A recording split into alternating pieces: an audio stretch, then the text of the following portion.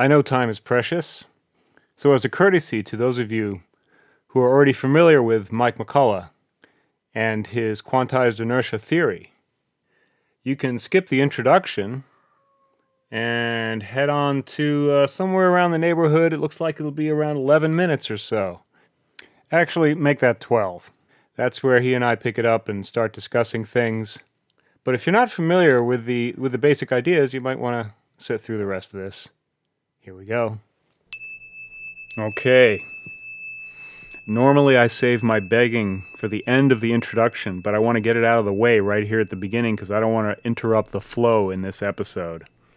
So if you find this episode or any of the other episodes of this podcast to be of value, I am placing the beggar's bowl out here and would appreciate anything you can chuck into it.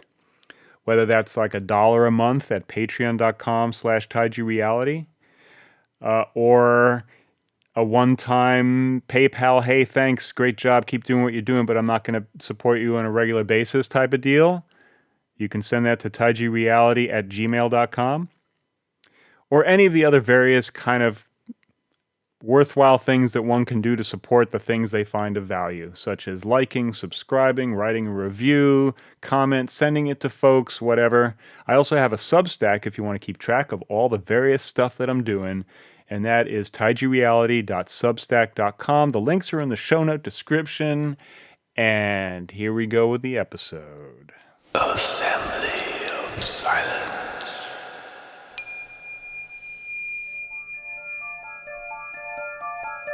Welcome to the Assembly of Silence Radio Hour.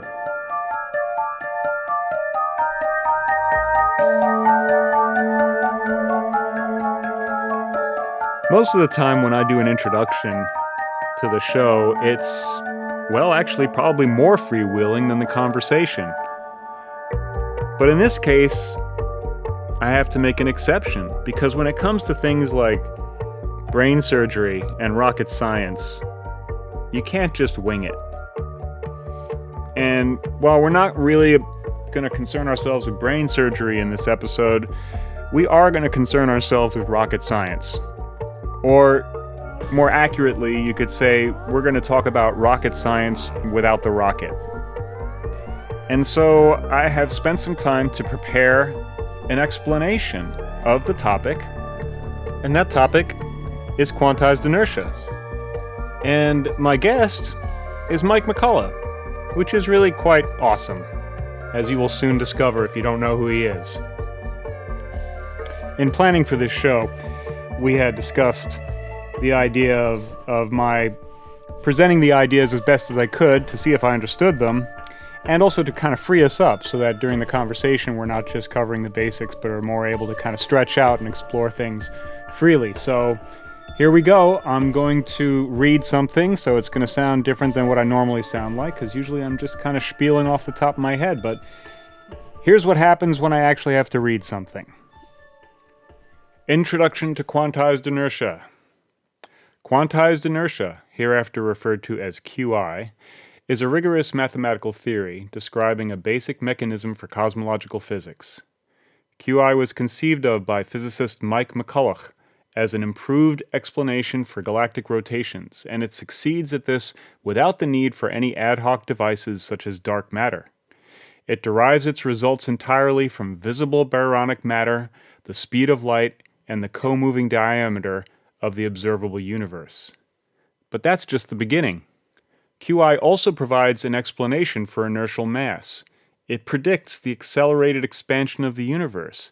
It predicts faster galactic rotations at higher redshift, and it also predicts the behavior of fast-moving wide binary stars, which is a phenomena that defies a dark matter solution.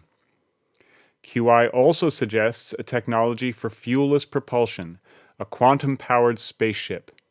This technology is presently under experimental review and has received DARPA funding. The historical context that led to QI is helpful in getting a sense of its significance. When the rotation of galaxies were first observed, they didn't fit gravitational models. These models stated that the visible mass could not hold the galaxies together at the high velocity rotations observed. Nevertheless, Galaxies were holding together quite nicely. Dark matter was thus conjured as an ad hoc mechanism to preserve the gravitational model. But no tangible evidence for dark matter exists. To the contrary, there are a number of good reasons to suspect dark matter does not exist. For one, dark matter fails at explaining the flat rotation curves of some galaxies. It's also the case that denser areas of visible galactic matter have higher accelerations than the areas thought to be occupied by dark matter, which is the opposite of what one should expect if dark matter were responsible for keeping high acceleration regions intact. Dark matter also requires an arbitrary parameter to custom fit to each observed galaxy, which means that there's no true prediction occurring within dark matter models. The model has to be tinkered with in order for it to fit the observations. And finally, dark matter is difficult to falsify, which means it's basically an untestable theory. This is something that should always be viewed with suspicion when employing the scientific method. In contrast, quantized inertia requires no arbitrary parameters at all and predicts galactic rotations beautifully. Instead of tinkering with the mass, QI shows that inertial mass is linked to acceleration. To understand this, there are two things you need to get under your belt first. The first one is the Casimir effect, and the second one is a general concept called horizons. It's worth mentioning here that quantized inertia has another fancier name, which is modified inertia by a Hubble scale Casimir effect, abbreviated as MIHSC. The Casimir effect is best described by analogy. Consider the action of oceanic waves on a boat near a harbor. The ocean contains wave energy that's roughly evenly distributed throughout.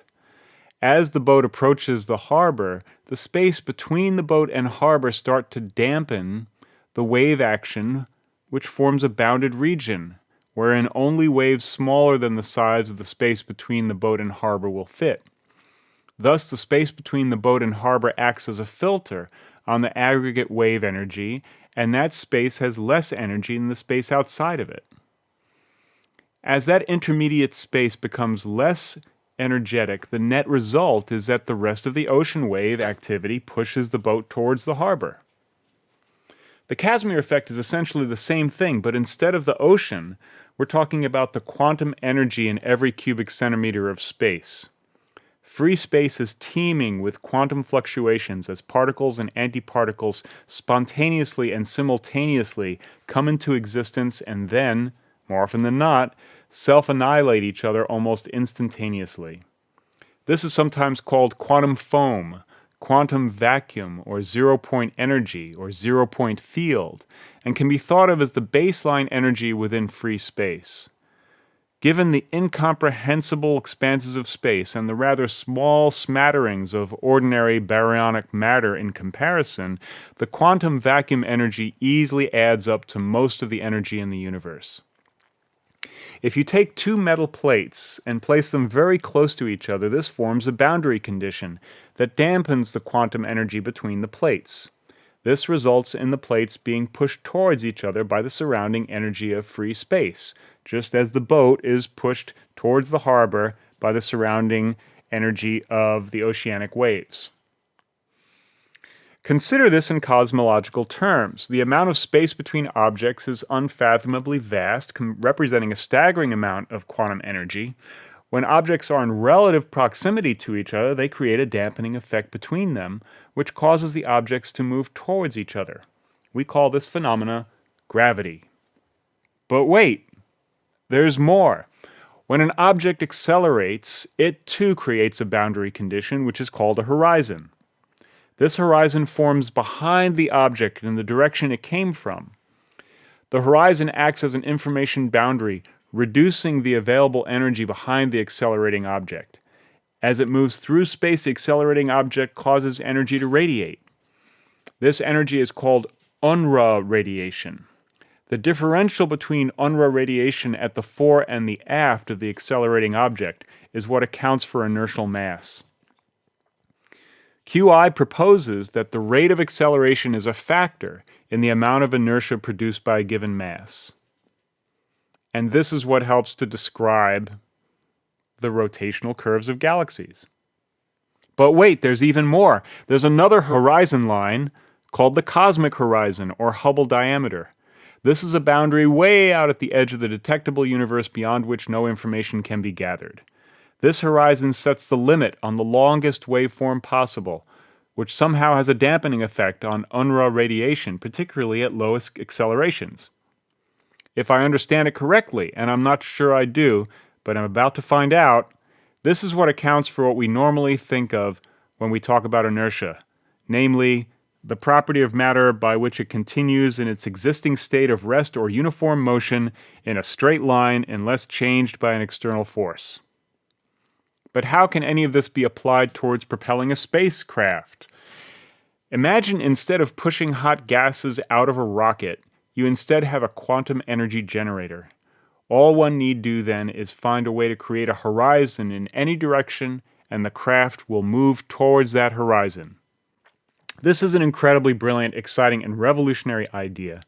And what I love most about it is the suggestion that it's potentially unnecessary to commit violence against matter in order to derive useful energy.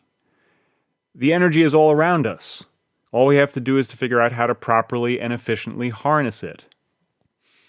Who better to discuss this with but the discoverer of quantized inertia himself, physicist Mike McCulloch, who is our guest on this episode of the Assembly of Silence Radio Hour.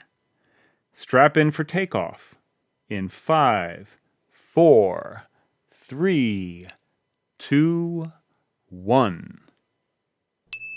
Greetings, Mike McCulloch. A real pleasure. Yeah, you're welcome.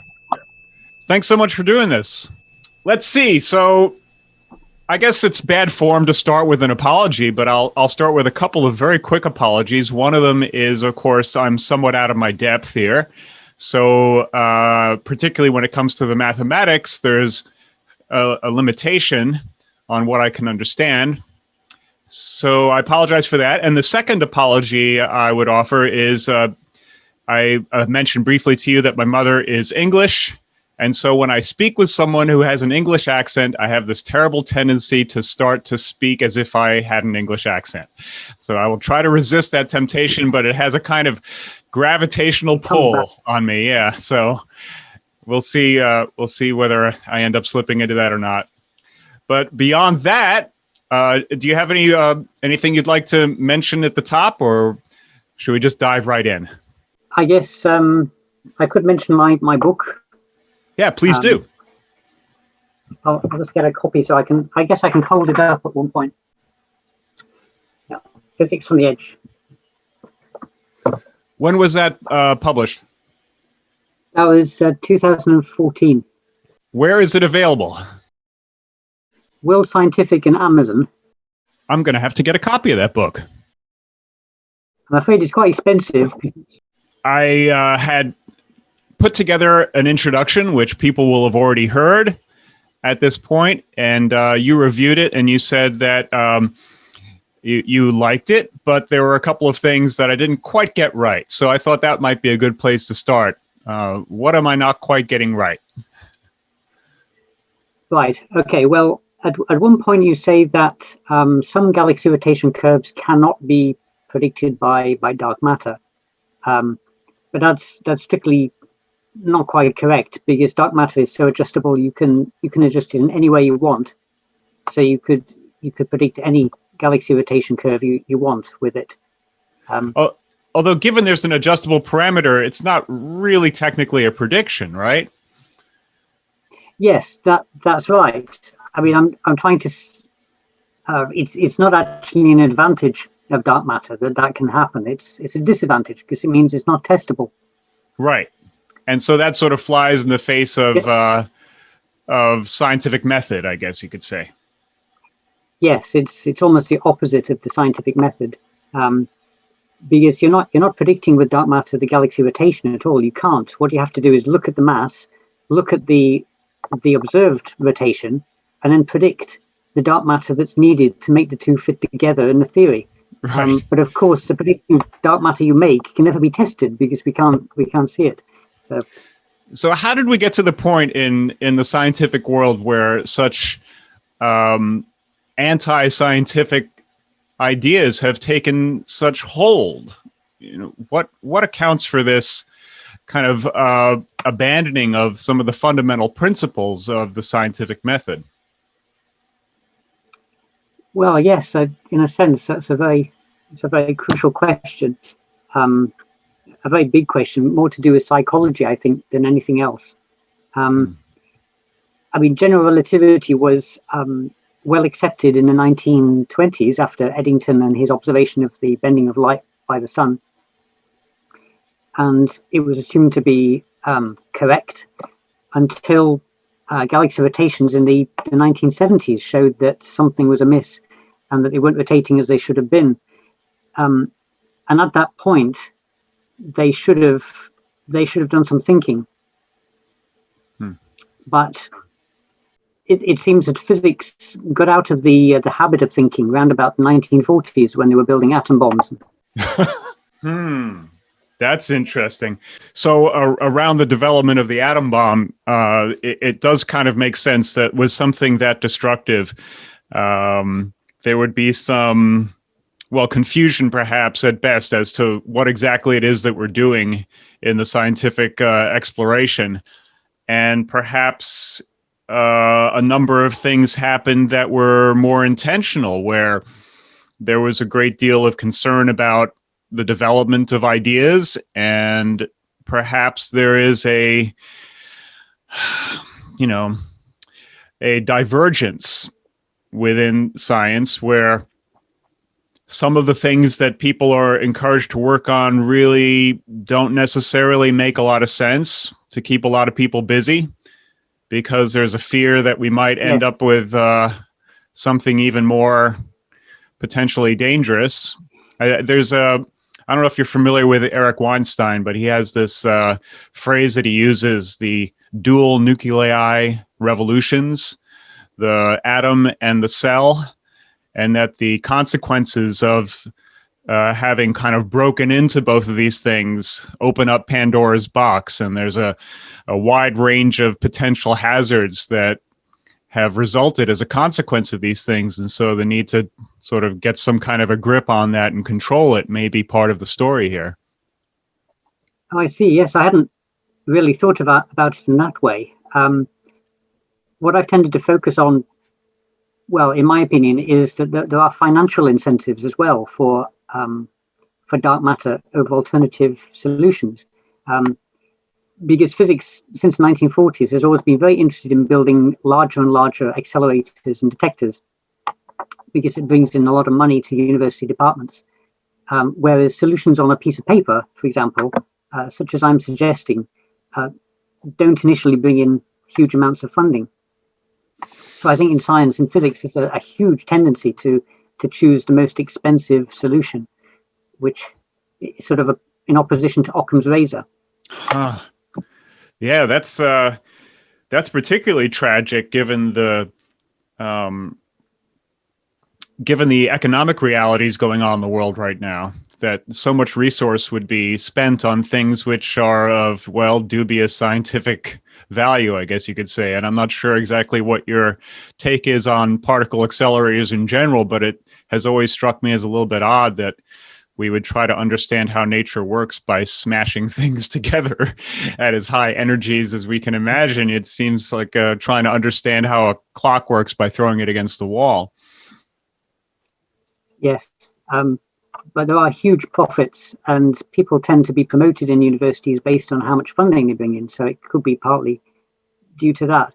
And it always amuses me that people get so excited about results at CERN. I mean, CERN is okay. They do other things as well than look for dark matter, but they get so excited about 3 sigma results at CERN. Whereas when you look into the night sky, you see galaxies rotating 10 times as fast as they should be, and this kind of anomaly is completely ignored. And it's an observation that can be made relatively simply without the incredibly complicated machinery required in these particle accelerators, which are, continually requiring adjustment. And there's so much data, and then there's a fair amount of massaging of that data, and there's good data and bad data. It just seems like an incredibly complex undertaking.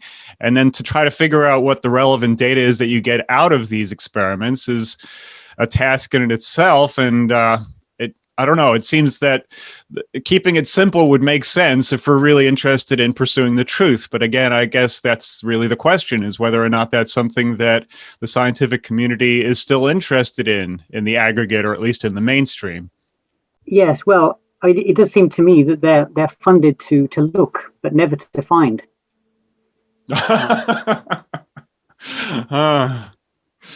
That makes sense. So then that would be a wild goose chase, I guess we would call it. Where yes, that's right. And in essence, that just becomes entertainments. Yeah, I'm going to get into a lot of trouble. I'm probably going to get into a lot of trouble for saying that. And I should say that of all these things I'm saying, I have no proof. It's just my impression. Right. Well, I guess there's, we're only able to really come to the conclusions that we come to. We have a certain amount of information and we see certain patterns and we come to conclusions based on our experience, but there is always that outside chance that something else is happening. Maybe it's not an outside chance. It's probably mostly the case that we don't have a completely accurate picture of what's going on, which actually is one of the things that I was wondering.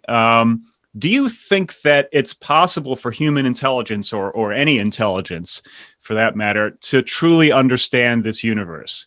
Or are we in a situation where all the models that we come up will necessarily be incomplete reductions of what's actually going on? Yeah, they will, in my opinion, they will necessarily be incomplete always, because imagine you develop more and more complex and accurate models, physics models of the cosmos.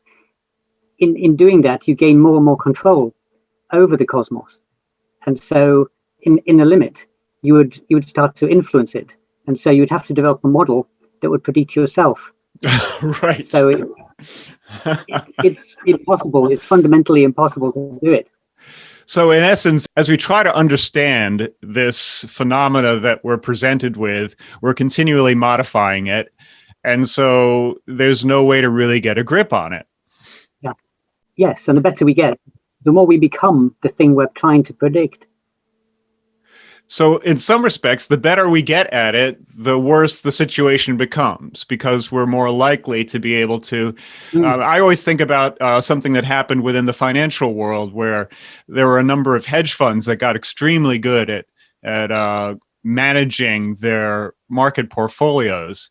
And as a consequence, the market started to behave differently than they'd anticipated. And they got themselves into an awful lot of trouble and almost destroyed the market. Yes. I think it was Long-Term Capital Management was the name of that firm.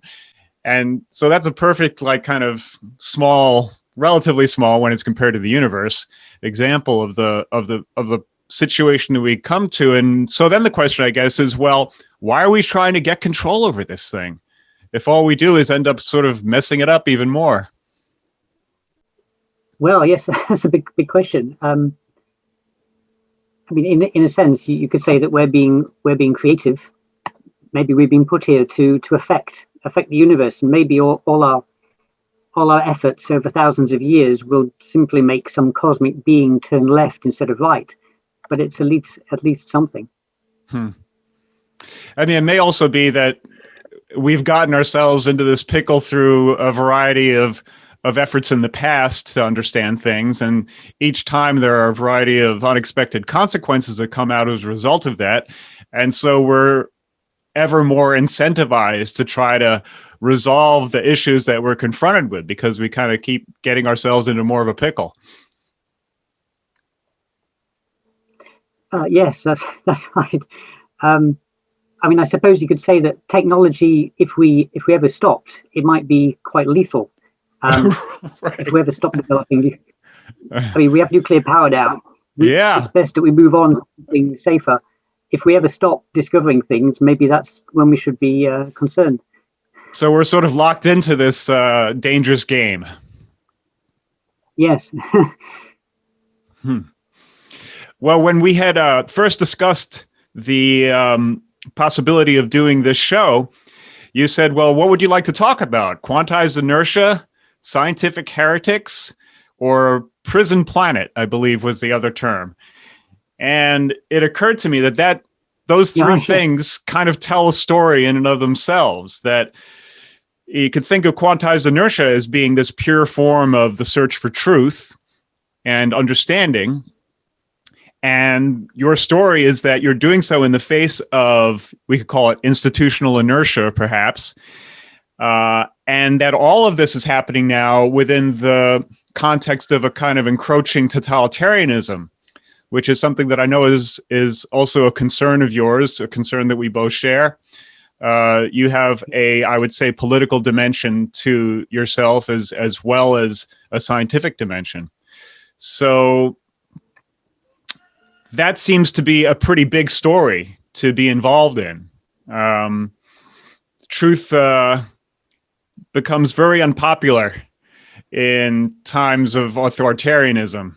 And yet, like we just identified, it's really necessary for us to come to deeper understanding in order to further this thing. Otherwise, we are left with, let's say, undeveloped nuclear power that is just as dangerous as it always was, and without making these fourth generation improvements that might actually make it a far safer and more efficient type of technology. So that seems to be the battle that you're engaged in.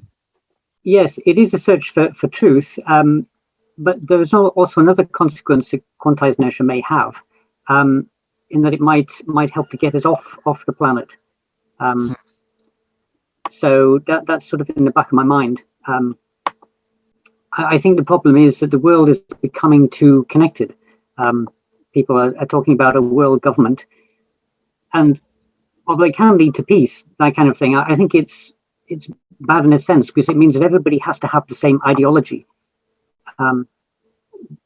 We're being forced to adopt the same ideology, and whether or not it's a correct ideology, I don't think that's healthy. I have a sort of character that I prefer to believe in what I want to believe in instead of what everybody else does, and that's becoming more difficult. So it seems to me that the technological solution is simply to release mankind from the planet by inventing new technologies. Do you think that's the only option? Do you think that in order for free thinkers to maintain their autonomy, we have to leave this planet? Well, it sounds terrible, doesn't it? But yes, I think so. Wow. Because our technology has simply become too big for the planet. We can destroy it with nuclear technology. So we have to increase our range so we don't blow ourselves up. And does that also suggest the reason why there has to be a kind of conformity within ideology, that there needs to be a kind of lockstep control over the population so that we avoid doing the potentially destructive things that we've done in the past, kind of letting the demons loose, if you like? I suppose that's one way to do it, that you make sure everybody is on the same page so they don't argue in a nuclear fashion. But I don't think that's a healthy, I think that's a way down into stagnation. And I'd like to see something like the Pilgrim Fathers, who went to America because they couldn't practice their beliefs in the UK. I'd like to see something like that happen to all the different cultures on the planet. They leave. And find planets elsewhere, I guess is what you're referring to. Yes, a place where they can try out their method of life, and then the most effective method will spread the fastest. And of course, there's really no room on planet Earth for that anymore. We don't. I mean, I suppose you might have, some of the least inhabitable zones of the planet, the stretches of desert and the stretches of tundra and maybe deep sea left. So I know that there have been some discussions about creating these floating islands of civilizations that might live out in the open seas, but beyond that, yes, we're kind of running out of room here. But I think my point is that they could be got to, no matter where they are on the planet. They if the United Nations decides that their ideology is not the global one, they could be destroyed. I didn't quite follow the last that last thought. So if we can't really escape from this global force anymore, because no matter where you are on the planet, you can be found. Right. And so even the effort to begin something along those lines would be terminated before it had a chance to develop. Is that kind of what you're thinking? Yes. I don't think it's as bad as that now, but I think that's the way it's going. It seems to be going. So. Well, it does seem like anything of any significance is noticed by the powers that be relatively quickly. And if they don't approve of it, it really doesn't stand much of a chance of getting going. Although, right now, there's clearly a battle over what this world order is going to be. Yeah, it seemed that in the past, there was a kind of Western hegemon that had the upper hand, and that clearly is no longer the case. So China clearly is becoming a dominant force, which may or may not be something that becomes integrated with the West. And then you have things like Russia, which are nuclear powers that really don't seem to want to play ball in the way that the major powers want them to. So, and, Iran, I guess, would be folded into that as well. So the extent to which they're ever going to be able to actually realize globalist ambition is still, I think, uncertain, let's say. Yes, that's true. We seem to be splitting into two camps at the moment. Sort of, it's very Orwellian, isn't it, with Eurasia and the Atlantic states. Yeah, although it's kind of confusing because there does seem to be a fair amount of mixed signals from the West with respect to China. So there is, at the same time, a lot of criticism and resistance, and then there seems to be a lot of concession and a willingness to go along in some way or another, or even integrate. So the technology, I think, is one of the ways in which China has worked its way, and also, of course, through the economy. They've had incredible success at that. We depend on them to make a lot of things. Oh boy, yeah, it's incredible the extent to which we become dependent upon them, and some of the other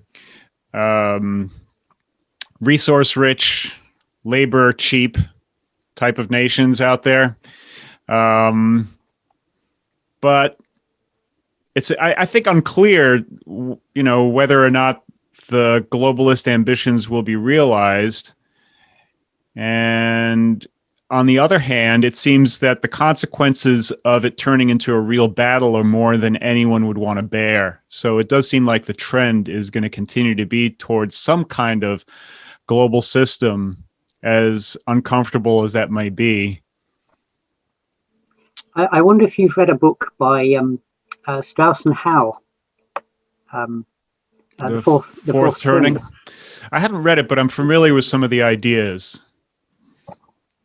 Yes, I mean that's extremely interesting. I mean the idea there is that there is a major war, and then people, because of that, sort of wise up and cooperate for a while, and then they start to individualize, which is the 1960s.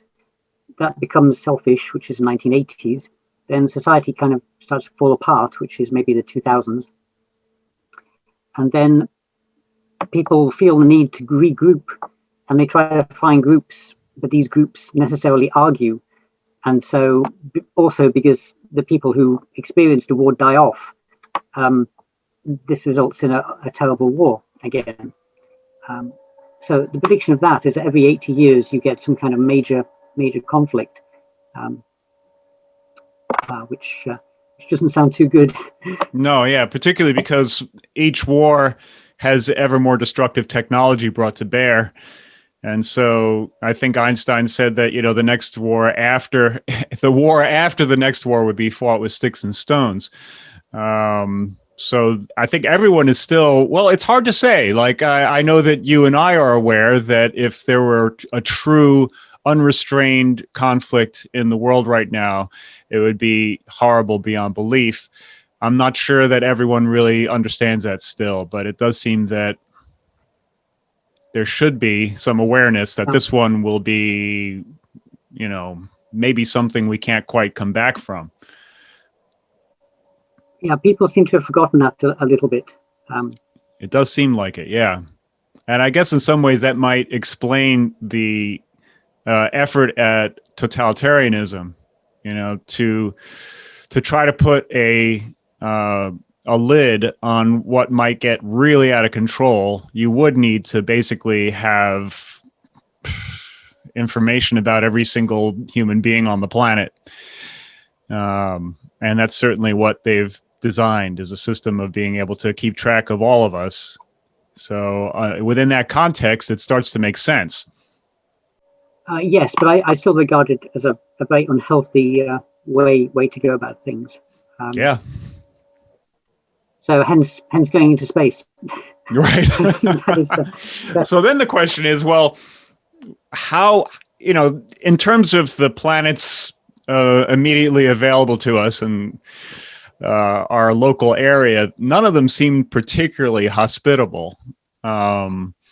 So I know that Elon has plans to take a shot at Venus, or is it Mars? It's Mars. Mars. Venus would be impossible. Venus, yeah. Venus is a possibility. You could live in the clouds of Venus. Huh. Okay. If you live well, about 10 kilometers. I guess you'd have plenty of energy to work with, but it does seem that it would be a pretty harsh environment to try to make a go of it. And of course, what happens to a species is very much dependent upon its environment. So it seems that we really should expect human beings to become something quite different if we start to live in such alien environments. And it's unclear what exactly we would become. That would be, I think, a very uncomfortable process. Well, we would be able to genetically modify ourselves to model on to live on Mars or Venus. You mean prior to getting there? So we would genetically modify ourselves for the trip? Possibly the incentive would be when you're living on a planet and you get a bit fed up. So genetic engineering would take off, and they would modify themselves. Interesting. So there would be that, and then whatever natural kind of modifications would occur as a result of living in this new environment. Yes, but I guess the human modifications would be far quicker. They could be done within one generation. I don't see why that couldn't be done. Do you think that that species have traveled interplanetary in the past? Is this something that has happened before or elsewhere? Well, according to the theory I've suggested, quantized inertia, there should be a kind of thrust that doesn't require propellant. Because the difficulty with us going to the next star system is that you need to do it in a human lifetime, you have to go very fast, close to the speed of light. And to get that fast, you have to carry a lot of fuel. And it turns out the amount of fuel you need is about a minor planet. It's about the mass of a minor planet. But if you could have a kind of thrust that doesn't require fuel and just uses energy, electricity, you could do it. You could get to the nearest star system in a human lifetime in, say, 20 years. And quantized inertia predicts that kind of thrust. So am I understanding correctly that you could leverage the quantum fluctuations in order to use that? You could basically use that as the propulsion once you're in free space, but you would need some kind of quantum energy generator in order to free yourself from to reach escape orbit and free yourself from a gravitational field. Is that correct? Escaping from the gravitational field of the Earth is a little more difficult, but we can do that with rockets already. So, and it may be possible with quantized inertia as well to launch things into space. And as you may know, I've won some DARPA funding to try and demonstrate that is the case. Yes, I forgot to mention at the beginning that you are the only guest on this program to have received DARPA funding, and that is a real distinction. That is quite exciting. And, is there something, I know there's some things probably you can't tell us about what's been going on with that, but what can you tell us about that research? Well, DARPA have been very good. They allowed me to say anything about it. It's for the good of mankind, so it's all open access. The difficulty is the labs that I've employed to do the work, in that they have given me certain restrictions about what I can say. But so I could say that there's good news and bad news, in that one particular pathway that we were investigating looks less likely, but another pathway looks very positive, and that's a pathway using capacitors, actually. Is that, if I remember correctly, I think in one of the papers I was looking at that I did not quite understand, there was one that had to do with the shape of the cavity, another one had to do with there being a dielectric applied to part of the cavity. Is that kind of what we're talking about? Yes. So this capacitor approach, the positive one, it has a dielectric inside the capacitor, and electrons are accelerated within the capacitor from the cathode to the anode extremely fast. The acceleration is about 10 to the 19 meters per second. And because they're moving into the space between the capacitor plates, they see a particular gradient in the quantum vacuum. This is predicted by quantized inertia. And this means that they receive an extra boost from the quantum vacuum that they wouldn't normally have. In a particular sense, their inertial mass reverses. So it becomes a negative inertial mass in the theory. So this means the capacitor moves in a new way. And this scales really well. I mean, we get 100 newtons per kilowatt. So a newton obviously is a unit of force, and kilowatt is power. So this, if we can confirm this means if you strap a battery to it, a very good battery, you could lift off with this thrust. So that's good news. That's incredible. It's as I had mentioned in the introduction, the idea of being able to leverage the energy that's freely available throughout all of space and put it to work without having the destructive impact on the natural world. I mean, there would still be some, some kind of a generator necessary in order to produce this initial electrical force. That's I guess the only. Solar power. You could use solar power potentially, right? Something sustainable. Right. And I guess when it comes to a larger craft, you'd have plenty of surface area to have those types of panels with a good exposure. Yes. You could use an RTG, a radiothermal generator, so using radioactive decay to power it, for example. I think I read somewhere that you were using lasers at one point to excite the cavities. Is that correct? Yes. So this is the pathway we went down that hasn't worked, apparently. We're not quite sure about that, but that's a less successful. The tests have not been successful so far. That one. I had sent you that article. I don't know if you had a chance to take a look at it, but it's about an experiment that was done where they split a laser into two weaker beams and achieved a rather substantial energy boost as a result. It's something that I've been interested in. Yeah, it seems that it might be possible to really leverage. I mean, part of what I wonder is, well, what accounts for that boost? And on a gut level, I would say, well, it's got to have something to do with quantized inertia. It's got to have something to do with the 0 point energy. So my gut instinct, without having a lot of reason behind it, is that it might be possible to derive a lot of energy from 0 point if you have the correct balance of forces applied to it. And it suggests, because you have these two weaker beams that are focused at one point in space. I mean, they're focused on in this case, a metal foil of some sort or another, but it could just as easily be focusing on a point in space. That it might be possible to, if you like, sort of coax if you have the right geometry, to coax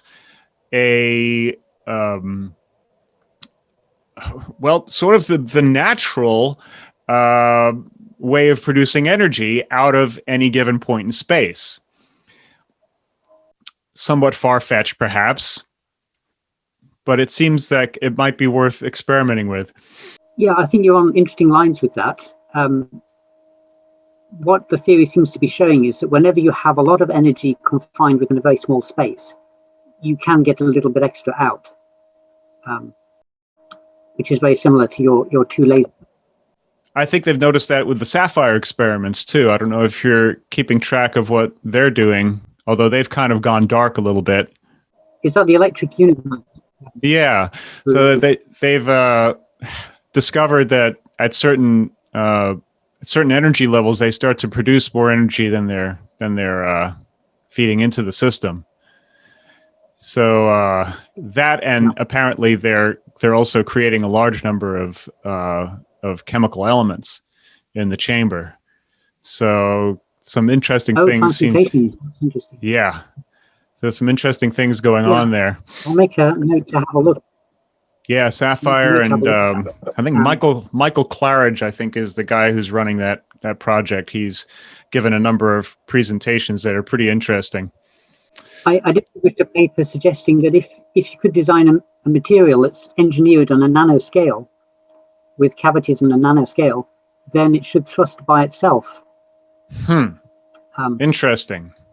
You wouldn't need any input power, so you could have a material that just sort of floats, or thrusts upwards without any input power, just floating on a quantum vacuum, like a sail on the wind.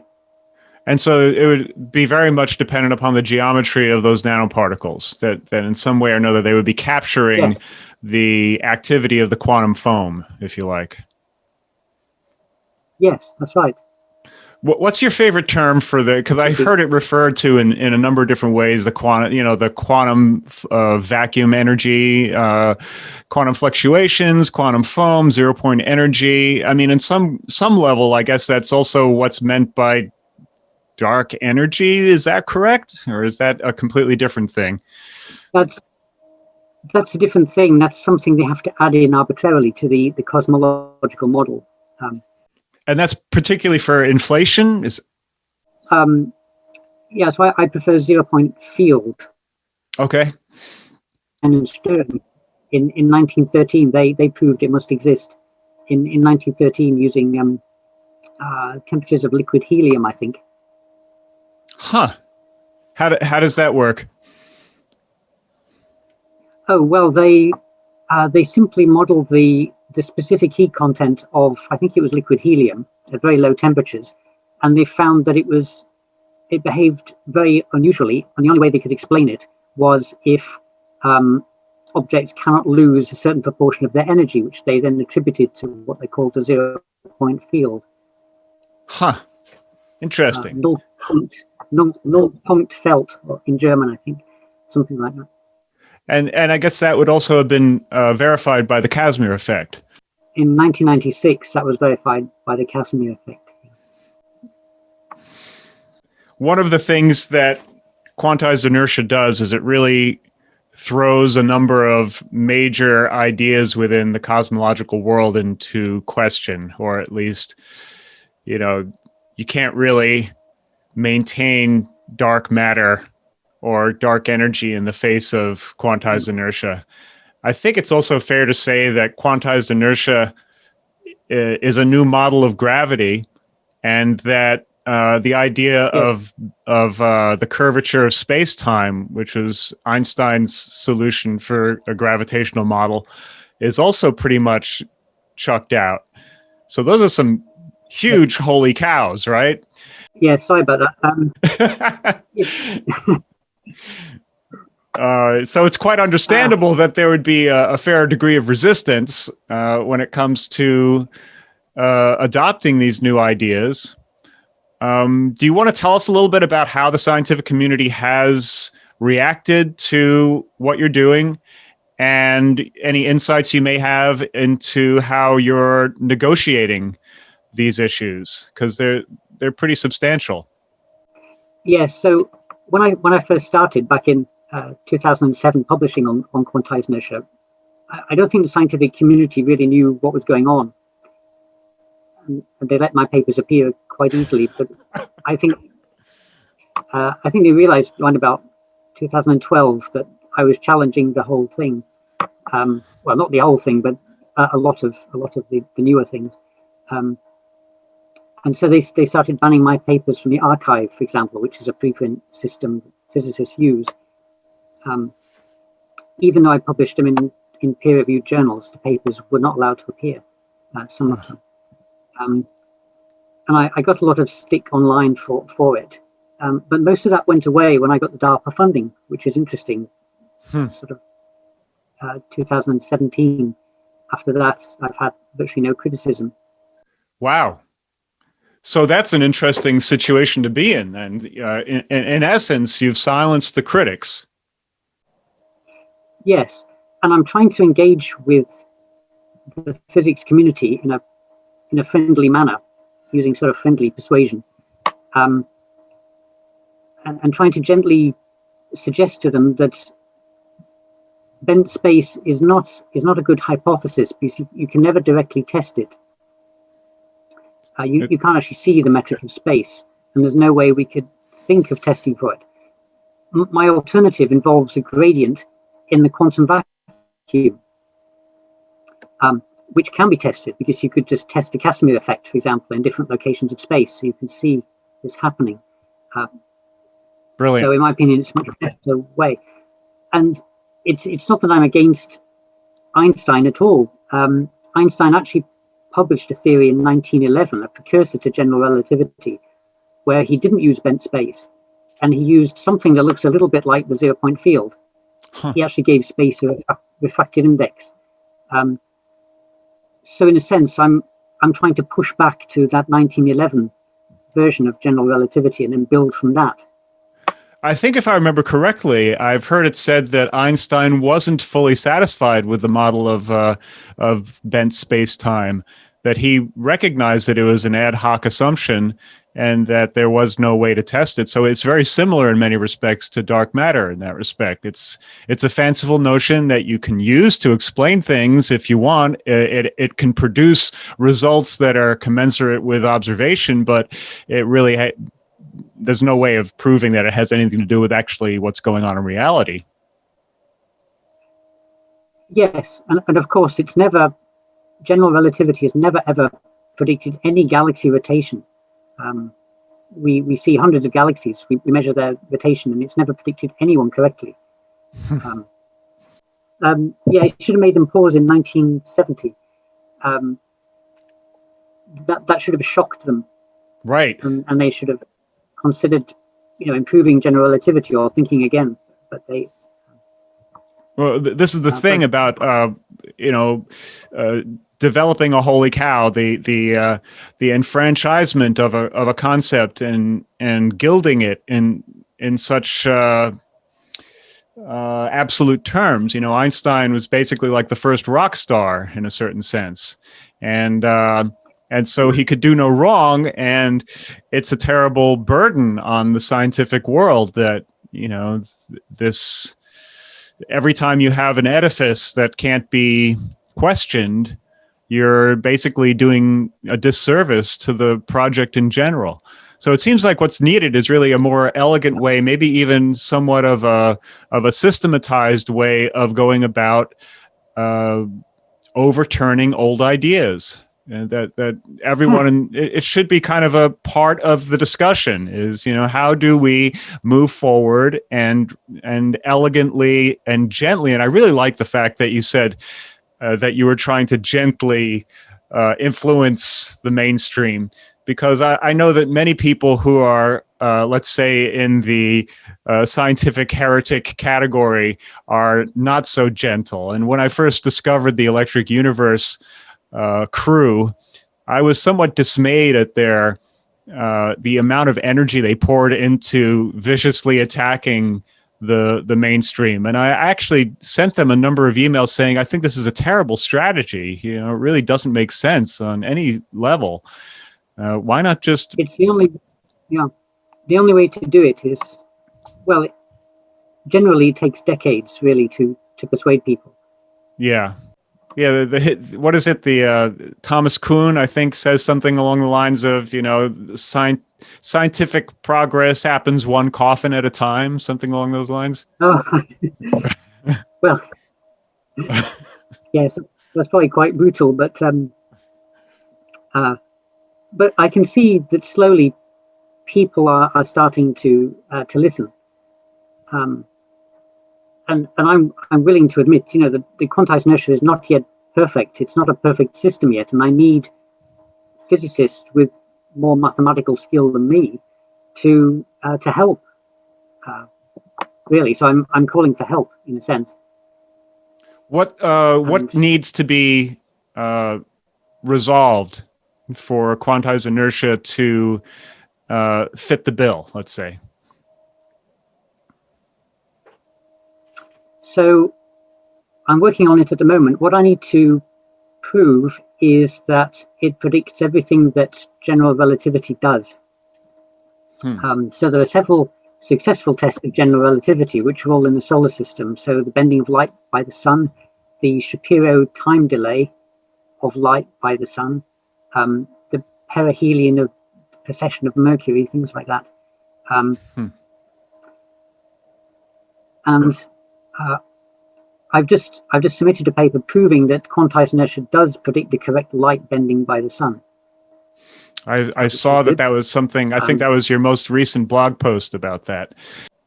But I could do with some help with the others, because there are a lot of tests that have been done, and I need to slowly go through them and reproduce them.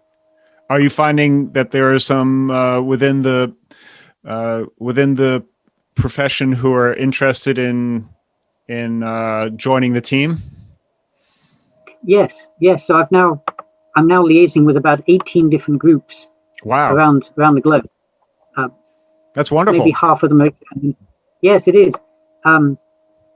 They're really great people. About half of them are experimentalists and about half are theorists. So I'm talking to them. That's excellent. So there's a set of issues that come up that's maybe a little difficult to express, but let me see if I can articulate it correctly. Like, one of the things that strikes me as being perhaps another way in which the scientific community might have some resistance to quantized inertia is that typically in the past, the focus in physics has been on kind of a billiard ball model, where it's objects, objects moving in space. And this is really, quantized inertia is talking about the field. It's talking about this quantum field. And it's talking about dynamics within the quantum field that you might say are a medium within which objects are situated. So it starts to have a little flavor of what we might call the ether.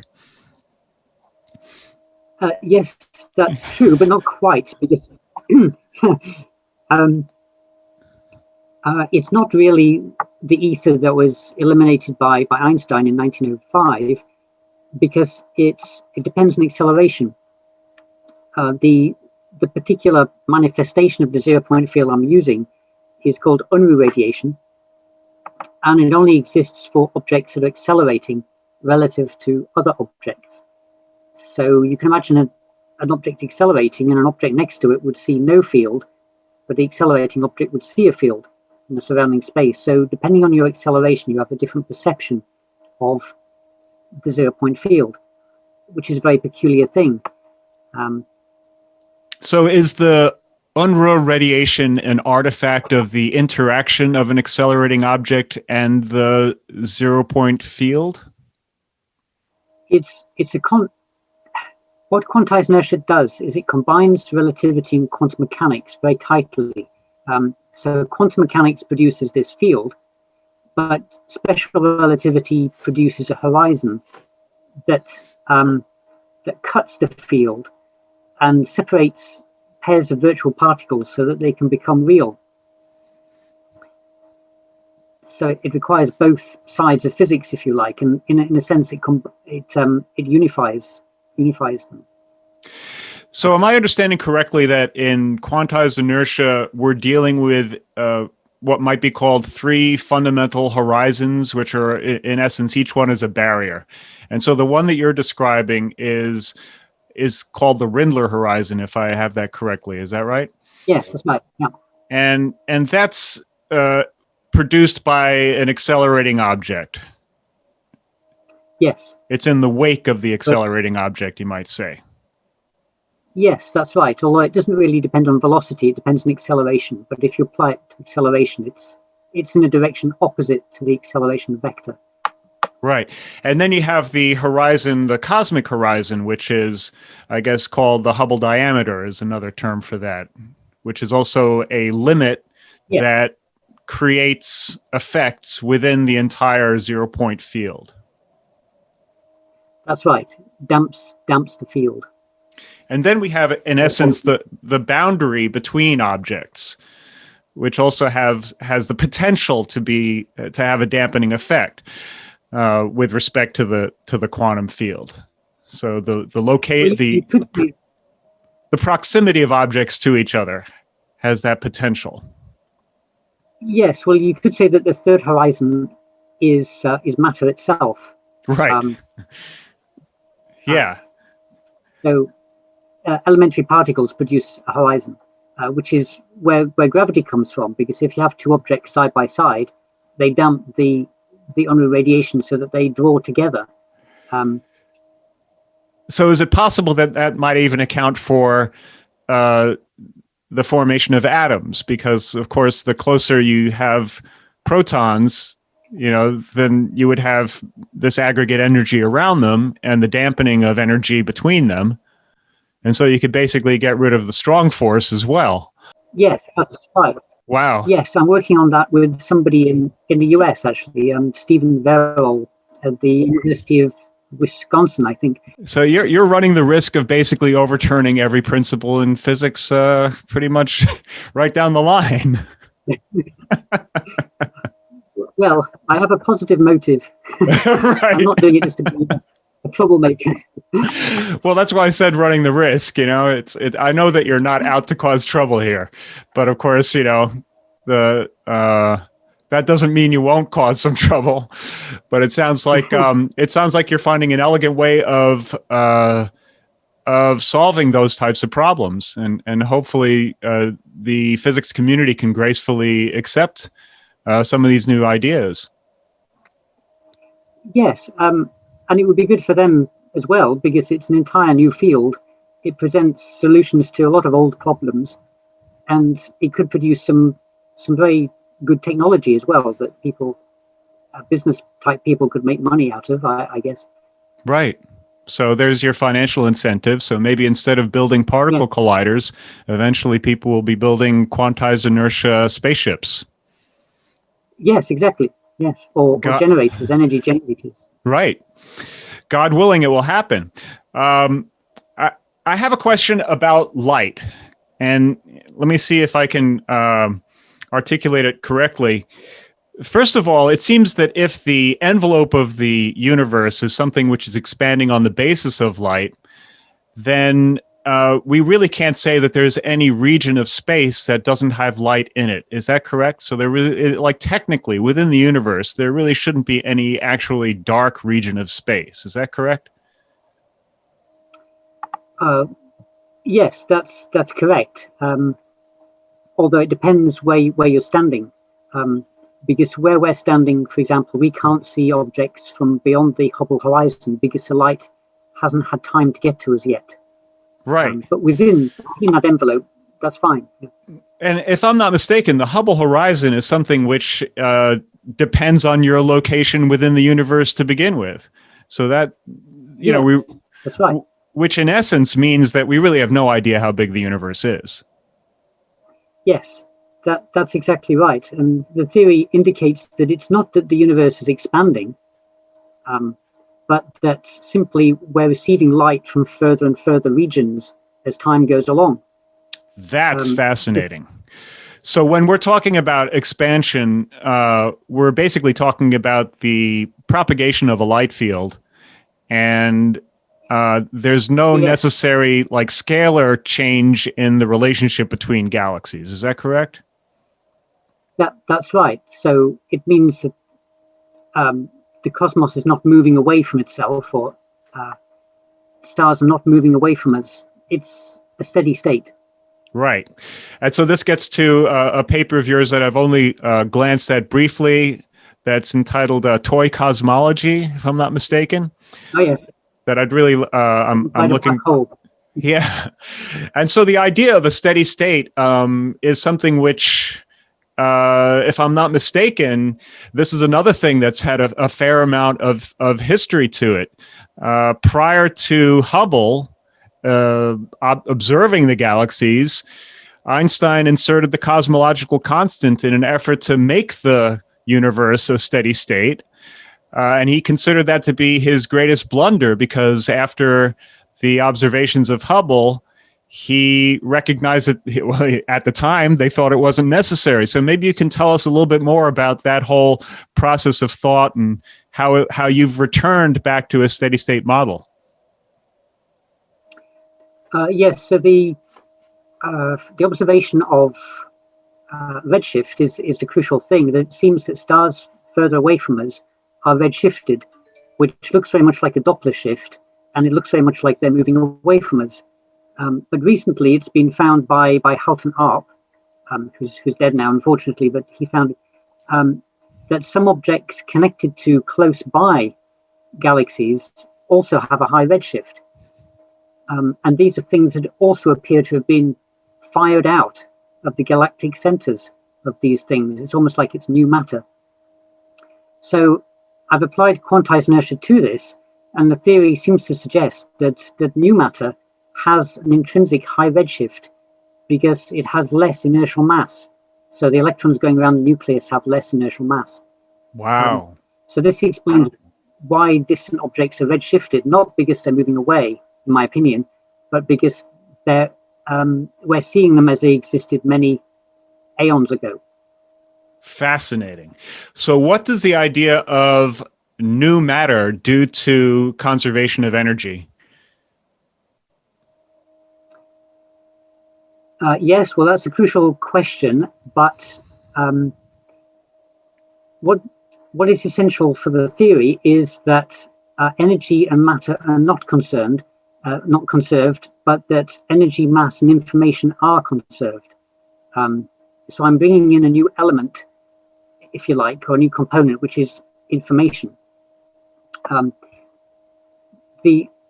I've just published a paper on this as well, deriving the theory from information. It turns out that if you, for example, delete the memory of a computer, you're reducing the entropy of the memory, because instead of having a lot of ones and zeros in it, it's now got all, say, zeros. So the entropy of the system has gone down, and that can't be allowed because of the second law of thermodynamics. So Landauer's principle was invented to say that whenever you destroy some information, it releases heat. And so I managed to show that the theory can be derived this way. If you imagine something that starts to accelerate, it sees suddenly a horizon, and this cuts off part of the universe from it, this horizon. It makes it impossible for it to know what's behind the horizon. So this is a deletion of information, and it releases energy. And when you calculate the amount of energy that it releases, it's exactly what's needed for inertial mass. That I'm going to have to replay that section several times in order to really understand it. But I feel like I just heard something of incredible significance that I can't quite get my mind around. So it all fits together, is what I'm trying to say. If you include information in physics.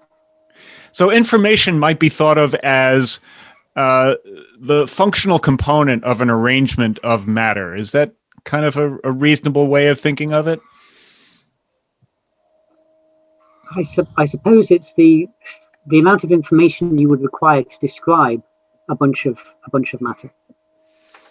Well, so there's the description is something that we apply to things, right? But then the arrangement of things themselves is what they are.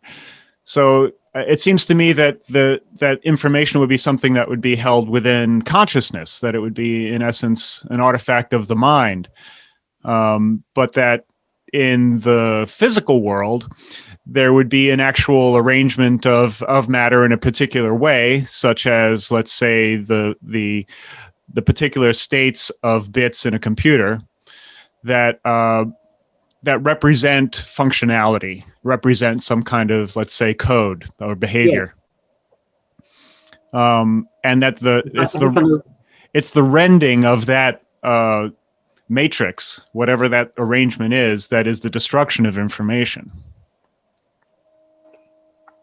Yes, but I wouldn't say it's anything to do with the human mind. You could say it's information required to describe it that is objective and doesn't rely on interpretation by human mind. So something that everybody could see if they were told about it. But it would have to be told. They would have to be told about it in order to see it. So, what is your take on the role of consciousness in all of this? Like, do you see consciousness as playing a significant factor when it comes to the functionality of the universe? Well, I should say I haven't thought much about consciousness because, well, I suppose in physics we're not trained to think about that, but quantized inertia does move physics towards that kind of thinking, because obviously it brings information into the picture. So in a sense, that's all I can say about that. I wouldn't like to speculate about what it means. Yeah, I'll have to get back to you on that one. Okay, fair enough. Well, let's see. Yeah, I mean that's been one of my main interests as a philosophically minded person who has, I think, maybe a bit too broad of a set of interests, but much of it has to do with that kind of interface between consciousness and phenomena, if you like. That's sort of the center of my thinking, and so I find it. My gut instinct is that there's got to be a term that in some way or another relates to consciousness in physics. I think quantized inertia would bring, quantized inertia. Light seems to be a good candidate, but so here's another question. I think that you had mentioned that as the Hubble diameter expands, you get a let's say longer wavelength that's the minimal possible acceleration. Is that correct? Yes, that's right. And so is it possible that it's also the case that there's a variation at the top end of the spectrum, that light, like the light speed value c, I've heard some say is variable even within the so-called vacuum. And of course, now when we speak of light moving in a vacuum, we're really not talking about a vacuum, because the vacuum of space is not a vacuum. It's bubbling with quantum energy. And so is it possible, first of all, that light requires this medium, or is it also because there is, in essence, no dark region of space, that light in some way or another plays a role in the formation of this quantum energy? And is it possible that the speed, the overall metric of the value c, is something which might vary over time, one way or the other? And would it be related potentially to the Hubble diameter? Well, yes, the first part of the question I'm unable to answer yet. The question about whether the speed of light changes, in the theory it does change, and that's how I've just modeled the bending of light by the sun, for example. This is done in general relativity by bending space and allowing light to track along the grain of space, in a sense. But I've done it by changing the speed of light. And this suggests... I'm sorry, but in a way that's similar to the solution to the galactic rotation. And instead of changing mass, you're changing the inertia, in essence. Yes, that's right. So this also implies, although I haven't worked out the consequences yet, that as the cosmos expands, the speed of light will indeed change. In which direction? Well, it's a difficult question because there are several things that are changing. I've managed to show that gm over r should be equal to c squared. So that's the equation. So it's the gravitational force. The gravitational constant times the visible mass m over the radius of the cosmos is equal to the speed of light squared. So as r changes, as the cosmos expands, you have to have changes in the other parameters. But at the moment, I just do not know which ones are changing and how to decide. What is the meaning of the gravitational constant in the context of quantized inertia? Oh, can I just say that my video always freezes after 1 hour. Oh, okay. Well, yes, as a matter of fact, I see that you're frozen. Yes.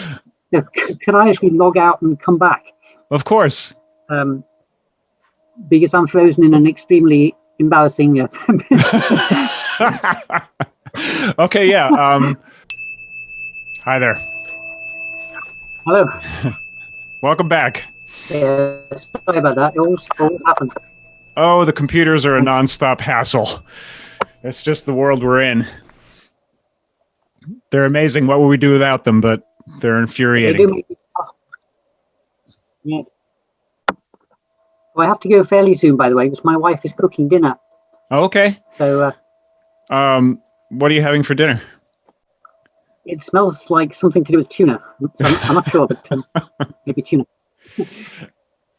That sounds nice. So there's all kinds of different things that we could go to, but in some sense, I think we've had a relatively thorough conversation. I don't know if at any point in the future you might be interested in doing a follow-up. Yeah, sure. I found it very, very pleasant. So. Oh, wonderful! Yeah, sure. That's absolutely wonderful. So I do have one thing that I'm curious to ask you about. I'm interested in many different things, and so one of the guys that I listen to from time to time talks about how his proof that light is, in essence, a propagation through a medium, let's say, has to do with what happens when light passes through glass. So his claim is that when light hits glass, it slows down.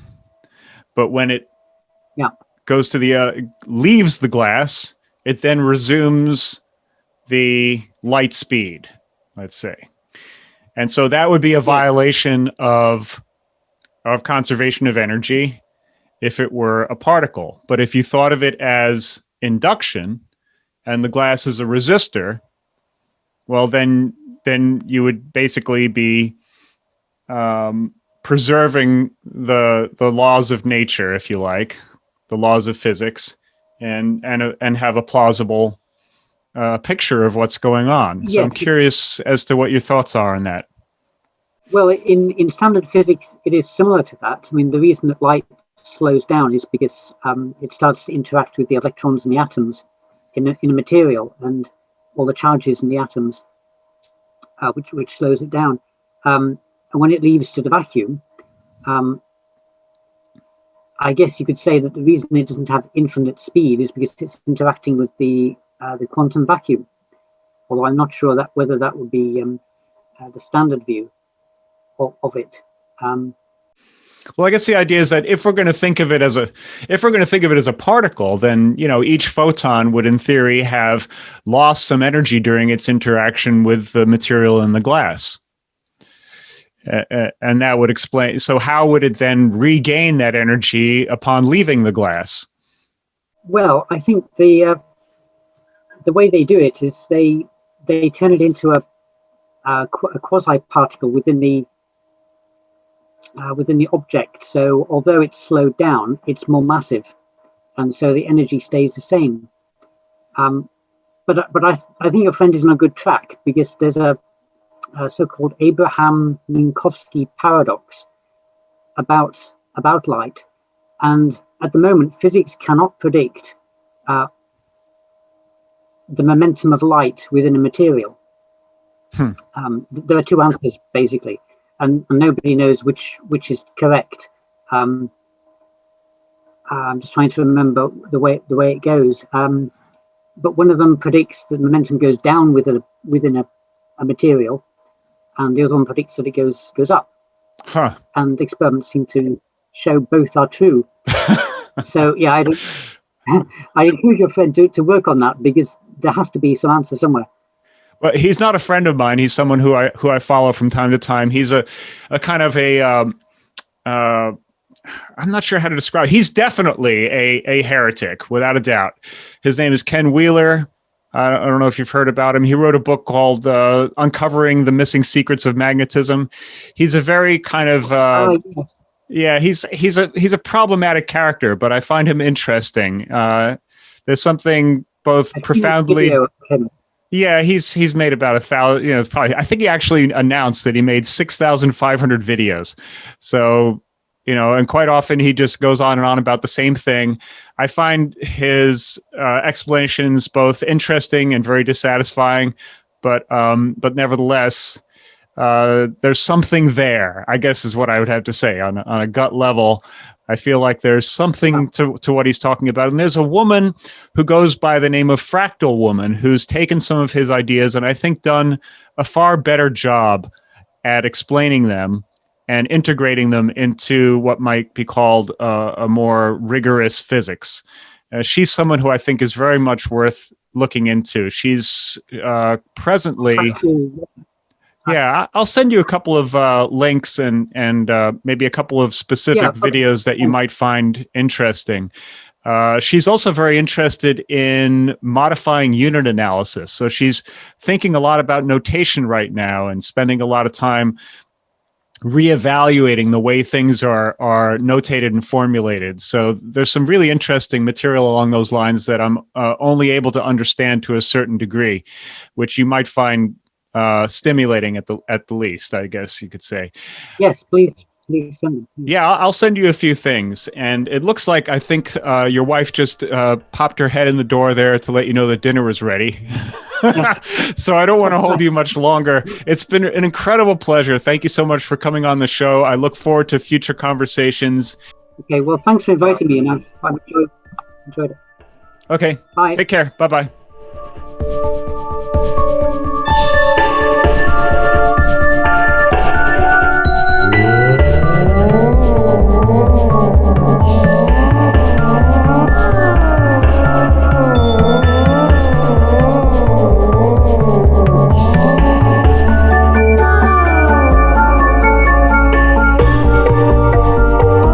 Thanks for listening. We look forward to serving you again soon. In the meantime, remember, turn that thing over a few times before you pick it up and take it home.